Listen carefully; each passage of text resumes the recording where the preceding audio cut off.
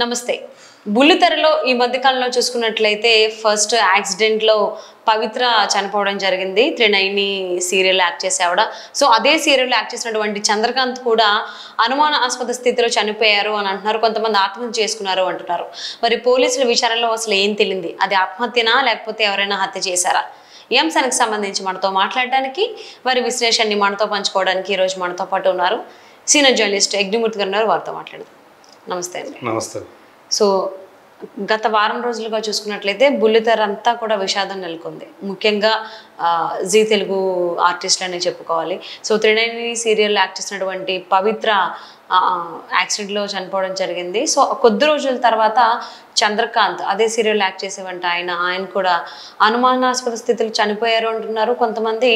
మరికొంతమంది ఏమో ఆత్మహత్య చేసుకున్నారు అని అంటున్నారు. ఎందుకు అనంటే పవిత్ర అండ్ చందు ఇద్దరు రిలేషన్లో ఉన్నారు. అది తట్టుకోలేక, అంటే పవిత్ర చనిపోవడం, మృతి చెందడం, దాన్ని తట్టుకోలేక సూసైడ్ చేసుకున్నారు అంటున్నారు. మరి పోలీసుల విచారణలో అసలు ఏం తెలియంది? ఆత్మహత్యగా తెలియందా లేకపోతే ఎవరైనా హత్య చేశారంటారా? సాధారణంగా ఇలాంటి ఇన్సిడెంట్స్ జరిగినప్పుడు పోలీసులు దాన్ని అనుమానాస్పద మృతిగానే కేసు నమోదు చేసుకుంటారు. ఎందుకంటే తను ఫ్యాన్కి ఉరేసుకొని చనిపోయినట్లుగా ఉంది కాబట్టి. సో ఆ రకంగా అంటే వాళ్ళు రెండు కోణాలు చేస్తారు. ఒక ఆత్మహత్య చేసుకున్నాడా లేకపోతే దీని వెనక ఏమన్నా ఇంకే వేరే ఏదైనా కారణం ఉందా అని చెప్పేసి వాళ్ళ దర్యాప్తులో అలాంటివి చూస్తారు. సో అతను ఏమన్నా ఫోన్ కాల్స్ కానివ్వండి, లేకపోతే అసలు ఏం జరిగింది. సో అందరికీ తెలిసిన నిజం ఒకటైతే ఉంది. 5 రోజుల క్రితం పవిత్ర చనిపోయారు ఆమె యాక్సిడెంట్లో. కాకపోతే దెబ్బలు తగిలి కాదు, నాకు తగిలిన దెబ్బలు చూసి ఆమె తట్టుకోలేక ఆమెకి గుండెపోటు వచ్చింది. అంబులెన్స్ కాస్త లేటుగా రావటం వల్ల ఆమె చనిపోయిందని చెప్పి తనే స్వయంగా ఒక ఇంటర్వ్యూలో చంద్రకాంత్ చెప్పాడు.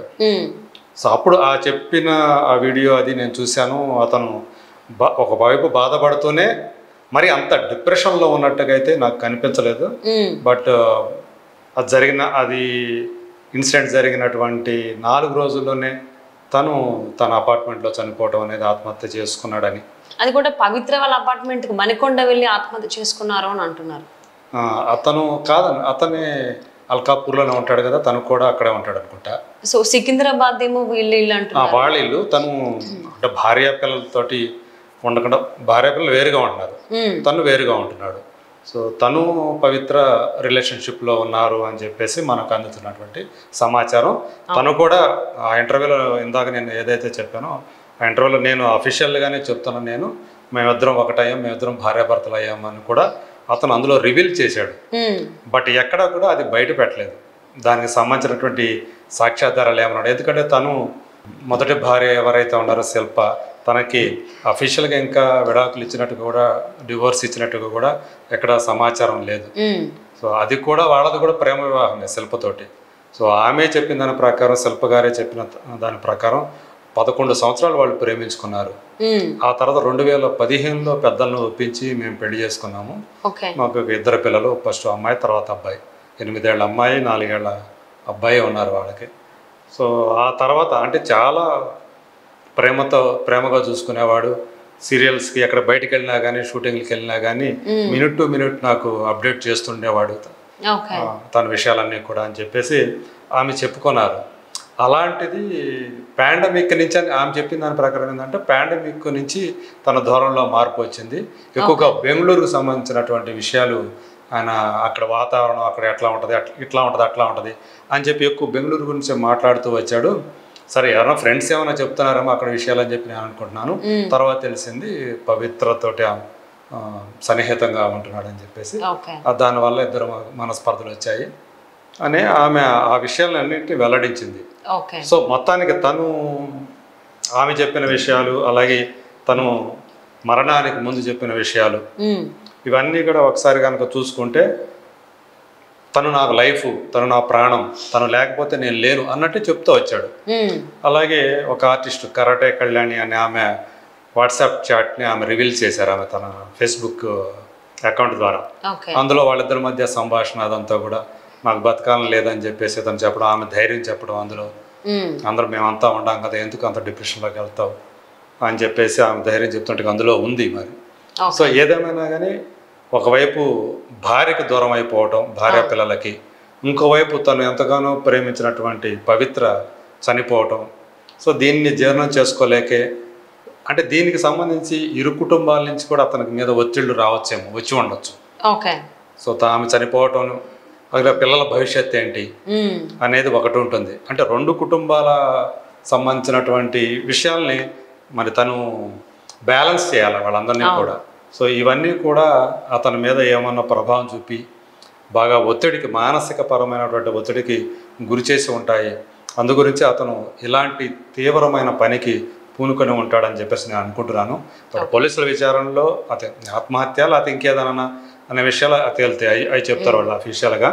ఒకవేళ ఆత్మహత్య అయితే దీనికి ఇలాంటి వాటి వల్లే, ఈ ఒత్తిళ్ళ వల్లే తట్టుకోలేక డిప్రెషన్కి, ఆత్మన్యూనత అంటాం, ఆత్మన్యూనత భావానికి గురయ్యి చనిపోయి ఉంటాడు, అలా ఆ పని చేసి ఉంటాడు అని చెప్పేసి నేను అనుకుంటున్నాను. అంటే చంద్రకాంత్ ఫ్యామిలీ మెంబర్స్ ఎవరైతే ఉన్నారో వాళ్ళు ఏం భావిస్తున్నారు? ఇది ఆత్మహత్యగా అనుకుంటున్నారు లేకపోతే ఎవరైనా చేసి ఉండొచ్చు అనుకుంటున్నారు? వాళ్ళు వేరే వాళ్ళ మీద ఎవరి మీద అనుమాన పడుతున్నట్లయితే ఇప్పటిదాకా చెప్పలేదు. బట్ పవిత్రతోటి రిలేషన్షిప్లో ఉన్నారనే విషయాన్ని వాళ్ళ తల్లిదండ్రులు కూడా చెప్తున్నారు. సో ఆమె ప్రభావానికి లోనైపోయాడు. సో తనే ఆమె దగ్గరికి, అంటే ఆమె అంటే పవిత్ర ఆమెను తన దగ్గర పెట్టుకుంది తను అన్నట్టుగా వాళ్ళ తల్లిదండ్రులు చెప్తున్నారు, చంద్రకాంత్ తల్లిదండ్రులు. సో మొత్తానికి ఏంటంటే ఇలాంటి విషయాల్ని చాలా వరకు ఏంటంటే పెద్దవాళ్ళు యాక్సెప్ట్ చేయరు. ఎందుకంటే అందరూ వాళ్ళు ప్రేమించుకొని పెళ్లి చేసుకున్నారు, 2 పిల్లలు ఉన్నారు. సో వాళ్ళని వదిలిపెట్టి ఇంకొకరితోటి, పైగా అవతల వాళ్ళు కూడా పవిత్రకు కూడా ఆమెకు అదివరకే పెళ్ళి, ఆమెకు కూడా 2 పిల్లలు ఉన్నారు. సో ఈ 2 కుటుంబాలకు సంబంధించిన విషయం ఇది చాలా ఇబ్బందికర విషయం. అంటే సోషల్గా, సామాజికంగా చూస్తే పిల్లల మీద ఎక్కువ ప్రభావం చూపుతుంటాయి ఇలాంటి ఘటనలు. సో వాళ్ళ భవిష్యత్తు ఎలా ఉండబోతుంది, ఎందుకంటే వాళ్ళంతా కూడా జీవితకాలం అంతా ఫేస్ చేయాలి.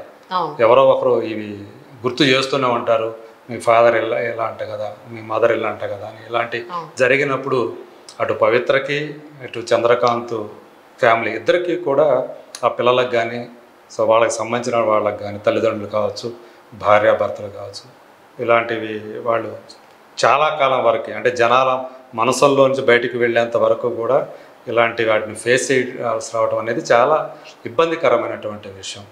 ఏదేమైనా కానీ చంద్రకాంత్ మృతి అనేది ఒక పెద్ద షాకింగ్ అని చెప్పాలి.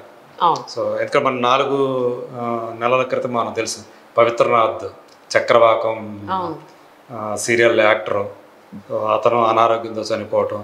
ఈయన కూడా చక్రవాకం సినిమా నుంచే పరిచయం అయినట్టున్నారు. తను చక్రవాకం కాదు, 39 అంటే మనకు తెలిసినంతవరకు కార్తీక దీపం సీరియల్లో చేశాడు తను. అంటే మంజుల నాయుడు గారు తీసినటువంటి సీరియల్ ఏదైతే ఉందో, సో అందులో నుంచి ఈయన, అంటే నేను విన్న మాటల ప్రకారం ఏంటంటే అప్పటి నుంచి, అంటే మంజుల నాయుడు దగ్గర ఈయన ఫ్రీగా యాక్ట్ చేశారు, ఆయన డబ్బులు తీసుకోకుండా అనేది కూడా నేను విన్నాను అనమాట ఆ చక్రవాకం సీరియల్లో. అవునా? ఓకే. అది ఆ విషయం మీద అయితే నాకు పెద్దగా అవగాహన లేదు కానీ, బట్ ఇప్పుడు తను కూడా 2-3 సీరియల్లో యాక్ట్ చేశాడు. 39 సీరియల్లో కంటే ఇప్పుడు చేస్తున్నాడు, ఆల్రెడీ చేస్తున్నాడు. అట్లా ఇదివరకు కార్తీక దీపం సీరియల్లో వాళ్ళకి వేరే ఏదో 2-3 సీరియల్స్ చేస్తున్నాడు అని చెప్పేసి అంటున్నారు. సో మరి నిజంగా చెప్పాలి అంటే ఒకవేళ ఆత్మహత్య అయ్యి ఉంటే కనుక ఒక్కసారి ఆలోచిస్తే పిల్లల గురించి, పిల్లల భవిష్యత్తు, ఎందుకంటే ఇప్పుడు పవిత్ర గారికి 2 పిల్లలు అంటున్నారు, ఈయనకి 2 పిల్లలు ఉన్నారు. సో వాళ్ళ గురించి ఆలోచించి వీళ్ళు కొంచెం ఆత్మహత్య చేసుకుని ఉండే దాంట్లో కొంచెం వెనకడుగేసి ఉంటే బాగుండేదేమో అనిపిస్తోంది. బట్ ఇంకా ఏంటనేది మనకి పోలీసుల విచారణలో తెలియాల్సింది కాబట్టి చూద్దామండి.